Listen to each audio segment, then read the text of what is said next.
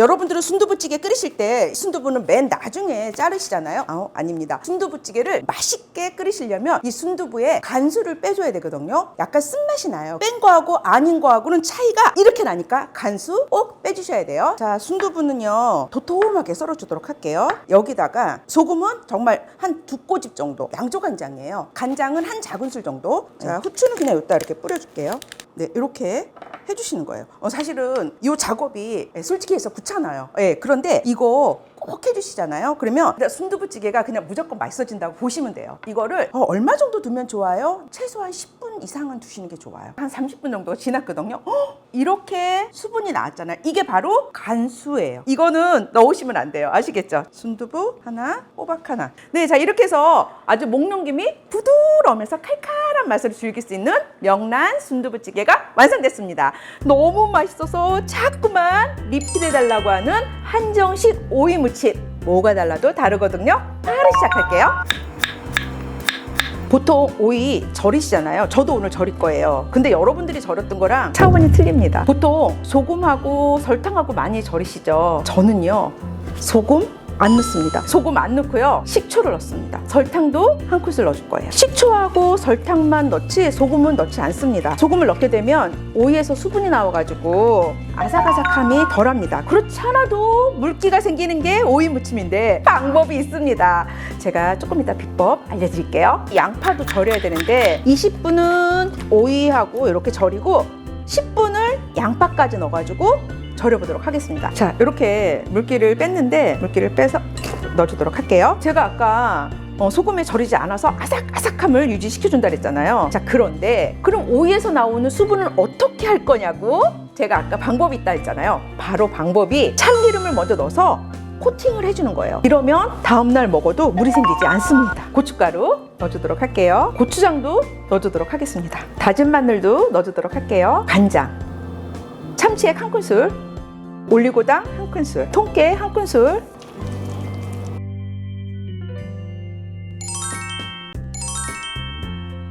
달걀 6개, 소금, 맛술, 참치액, 달걀을 풀어주도록 하겠습니다. 이렇게 물을 넣었으면은 체에다가 이렇게 한번 내려줄게요. 자, 이러면 이제 알끈까지 싹 제거가 되겠죠? 훨씬 더 식감이 부드럽겠죠?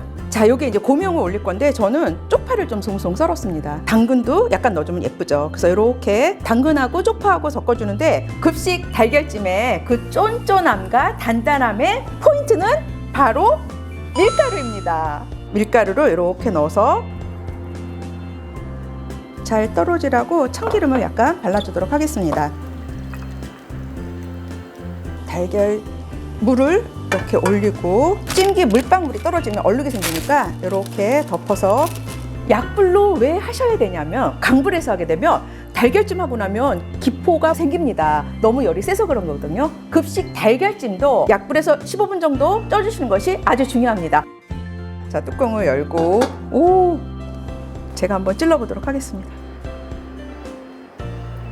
달걀물 안 묻어나네요. 자, 다 익은 거예요. 이것만 넣으면은 정말 맛있는 흰 양파장이 되거든요. 정말 오랜 연구 끝에 찾아낸 거예요. 여러분들한테 알려드릴게요. 자, 양파를 이제 팬에다가 구울 건데 기름 두르지 않을 거예요. 기름에다가 굽게 되면 단맛이 기름과 만나가지고 탈 수가 있어요. 그렇기 때문에 기름 두르지 않은 팬에 낮은 온도에서 서서히 양파의 본연의 단맛을 쫙 끌어올려야 돼요. 간장 들어갑니다. 참치도 매실청이에요. 알룰로소나 올리고당 넣어주시면 됩니다. 물을 넣어주도록 할게요. 참기름 넣어주도록 할게요. 이대로 먹어도 맛있지만 그 정도 만족할 양이 아닙니다. 물론 이제 여기에 우리 이렇게 향 담당하는 고추도 썰어놨습니다만 이것만 넣으면은 정말 맛있는 흰 양파장이 되거든요. 정말 오랜 연구 끝에 찾아낸 거예요. 여러분들한테 알려드릴게요. 바로 뭐냐면 마른 고추입니다. 이거를 넣어주고 안 넣어주고는 차이가 엄청 납니다. 그러니까 꼭 넣어주세요. 고추 넣어주도록 할게요. 네.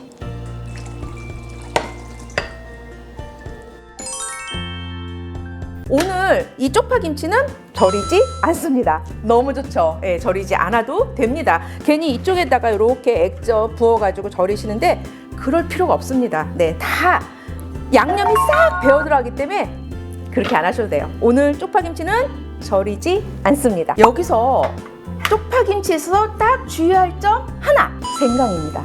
생강은 정말 야박하게 넣어주셔야 돼요. 왜냐면 생강이 많이 들어가잖아요. 그러면 쪽파김치가 굉장히 써져요. 왜 쪽파도 왜 알싸한 맛이 있잖아요. 그렇기 때문에 정말 아주 생강은 야박하게 넣어주라고 약간만 넣도록 하겠습니다. 새우젓.